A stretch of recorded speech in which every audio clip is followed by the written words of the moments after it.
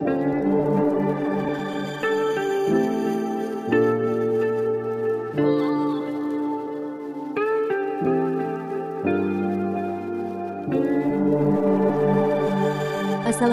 warahmatullahi wabarakatuh. Saudaraku yang berbahagia, sebelumnya saya ucapkan terima kasih kepada saudaraku yang telah meluangkan waktu di tengah kesibukan hari ini untuk menonton video ini. Segala puji bagi Tuhan yang telah memberikan nikmat dan juga kesehatan untuk kita semua. Amin ya rabbal alamin. Bismillahirrohmanirrohim. Pada kesempatan kali ini pencari ilmu akan menyampaikan dan menjelaskan tentang 4 suku terkuat di Indonesia yang membuat penjajah Belanda babak belur menghadapinya. Simak sampai akhir, jangan di-skip. Terima kasih.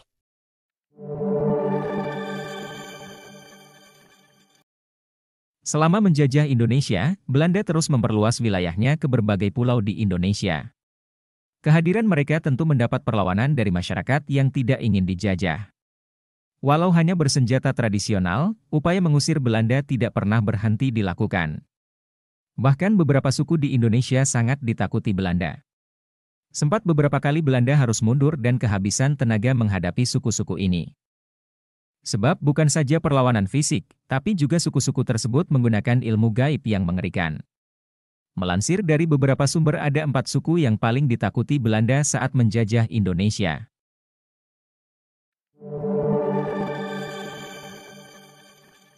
Sebelum ke pokok pembahasan, alangkah baiknya saudaraku tekan tombol like, share dan subscribe agar saya lebih semangat lagi dalam berbagi informasi yang menarik lainnya. Terima kasih. Selamat menyimak.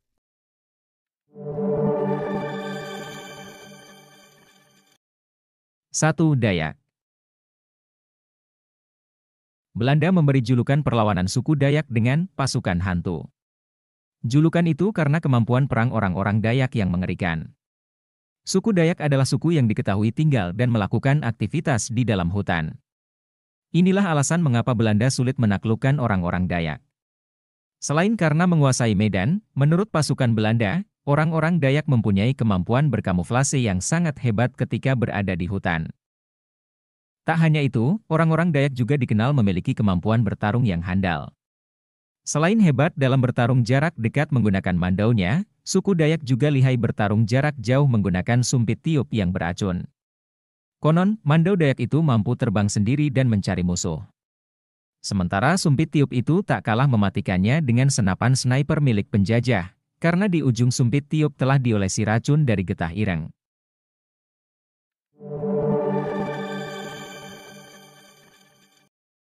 Dua, Buton. Wilayah yang tidak dijajah oleh Belanda adalah Buton, Sulawesi Tenggara.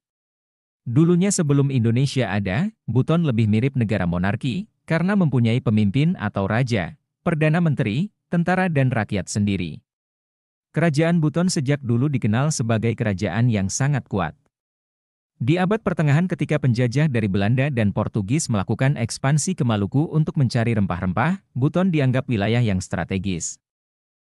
Sebelum tiba di Maluku, kapal-kapal mereka akan singgah terlebih ke Buton terlebih dahulu. Tak hanya strategis, Buton juga dikenal memiliki hasil bumi yang berlimpah, terutama rempah-rempah. Meski begitu, Belanda ternyata segan untuk menjajah Buton. Dengan kerajaan Buton yang kuat, tampaknya Belanda tak mau mencari masalah.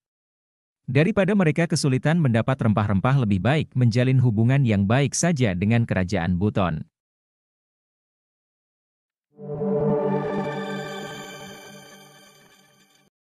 3. Nias. Salah satu daerah di Indonesia yang paling sulit ditaklukkan oleh Belanda adalah Nias. Nias memang terkenal dengan suku-sukunya yang mahir dalam bertarung. Wilayah yang paling sulit ditaklukkan di Nias adalah Kabupaten Nias Selatan, tepatnya di Orahili Fau, Banuaraja Lahelu Fau yang secara administratif kini dikenal sebagai Desa Orahili Fau di Kecamatan Vanayama, Kabupaten Nias Selatan. Belanda harus menelan kekalahan berkali-kali saat melawan petarung-petarung dari Nias. Tak terhitung jumlah berapa kali orang-orang dari suku Nias Selatan berhasil mengusir Belanda dari tanah kelahiran mereka. Hingga akhirnya Belanda memberi julukan kepada Lahelu sebagai De Verdrijver der Hollanders, pengusir orang-orang Belanda. Tahun 1864 menjadi tahun efektifnya Belanda menguasai Nias.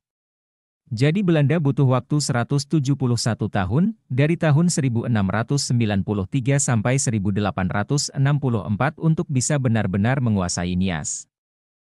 Dan Belanda menjajah Nias 81 tahun, dari tahun 1864 sampai 1945, bukan 350 tahun sebagaimana anggapan selama ini.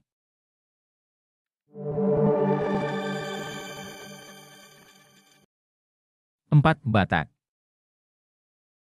Wilayah yang paling sulit ditaklukkan oleh Belanda di Pulau Sumatera adalah wilayah Aceh dan Tanah Batak. Kala itu dua wilayah tersebut berada di bawah kekuasaan Kerajaan Batak yang dipimpin oleh Sisingamangaraja ke-12. Belanda selalu kerepotan ketika harus berhadapan dengan tentara dari suku Batak. Belum lagi Raja Batak, Sisingamangaraja, diketahui memiliki kesaktian yang luar biasa yang ia warisi secara turun-temurun. Butuh waktu sekitar 29 tahun lamanya untuk Belanda mampu menaklukkan Batak. Perang antara Belanda dan Batak itu mulai dari tahun 1849 sampai dengan 1907. Belanda harus berkorban banyak untuk bisa mengalahkan Sisingamangaraja ke-12.